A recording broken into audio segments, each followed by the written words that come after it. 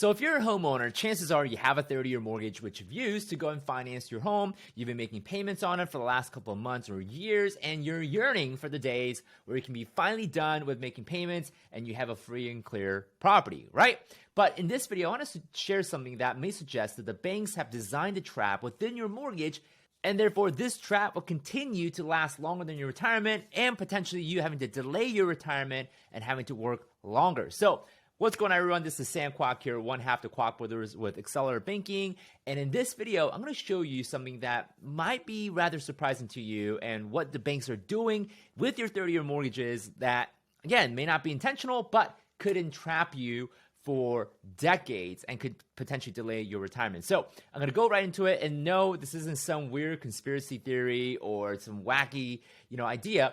I'm going to show you the math and the logical evidence behind why this could be a trap for you that could last you for decades. So I'm going to share my whiteboard with you and kind of break down exactly how mortgages are designed these days that would suggest it would be a trap. So let me share my screen and kind of give you an idea of how mortgages work from a 30,000 feet overview, but I'm going to give you some other facts and evidence which you can go do your own research to find out whether what I'm saying is true or not. So all mortgages run on what's called an amortization chart or amortization table. And what I'm drawing for you guys, x-axis and y-axis, basically is showing you the proportion of what your mortgage payments look like. So this x-axis here, which goes left and right, represents time, right? So if you have a 30-year mortgage, on the left, you got 0-year mark, which suggests that this is, you have brand new mortgage, and you have your 30-year mark towards the end, right?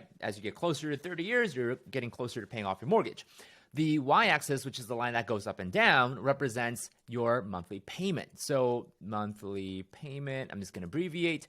And let's just, for example, say your monthly payment each month is $1,000 a month. Okay, just keeping it real simple. We're not going to use any, complicated numbers here. So in this chart, there's actually two things, right? In your mortgage, in your payments, there are two main components. That's the interest and the principal. Now, of course, there's taxes and insurance, which we won't talk about that for this example here. But the main thing as far as the actual financing goes is the principal and interest. So this blue line here actually represents the amount of interest you pay in proportion to that of your monthly payment. And I'll explain a little bit more about what that is. And then you have your red line here, which is basically the amount of principal you pay in your monthly payment. So what this basically means is that if you just got your mortgage in the last, let's say, 12 months or so, okay, chances are you're going to be in this zone right here, right? So your very first payment on your mortgage, what it looks like is vast majority of your first initial payment, vast majority of that is going towards interest. So this blue line, actually all the highlighted area here, this represents the amount of interest you pay. And this is one of the misconceptions that my clients and some of my students have when it comes to understanding the mortgage, is that interest is not calculated linearly, meaning that most people think that they're paying equal amount of interest for the next 30 years, and that's simply not true.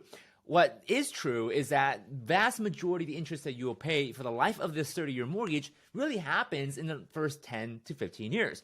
Professionals call this the front-loaded interest zone, meaning in the front part of your mortgage, the first 10 years, that's where most of the interest is being paid. So your first mortgage payment, really 60, 70% of that is interest, and only 20 to 30% of your payment is going towards principal reduction, which is the actual balance of the loan, right? We want more principal reduction, which means more equity, right? More wealthier. It's for us, right? We actually want to pay that off. So the issue here is that this is fine if you can wait 30 years and you got time and you plan to stay in your home and that's fine and dandy. But the issue is this, okay? According to the U.S. Census Bureau data, and I'm using 2007 ACS data, you guys can look this up. The U.S. Census Bureau data shows that the average U.S. adults here in the United States, move 11.2 times in their lifetime. Say 11.2 or 11.7. Now, if you extrapolate that data and say you live to be about 80 years old, okay, just an average age, right? That means you're likely to move as an average US adult, likely to move every 6 to 7 years, resulting in different things, right? You may move because you have a new job you found in a different part of town. Maybe you decide to move out of your state, you downside or you upsize. There's various reasons as to why related to life events that may cause you to move, right? So I'm going to draw a line here in the 6 to 7 year mark, right around here, right? 6 to 7 year mark.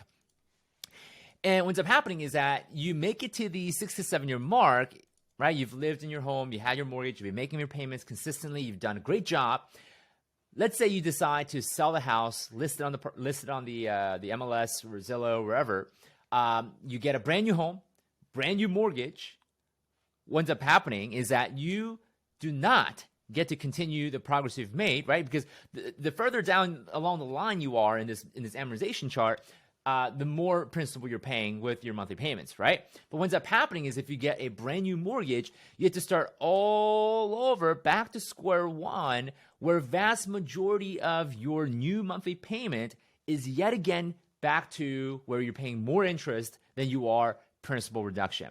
This is why you may know some people, and this might be you may see people who been a homeowner for the last 30, 40 years. They're maybe into their retirement age, yet they still have 25 years left to go on their mortgage because of scenarios like this. The other scenario is similar, and that is people choose to refinance. You maybe have refinanced in the last 3 to 5 years when the interest rates were really low. But the problem was, when you choose to refinance, same scenario is you go back to square one, where vast majority of your new refinance payment is basically interest. So what ends up happening is that the banks are incentivized to make you a repeat customer, right? They want to make sure you come back and get a brand new mortgage or a refinance.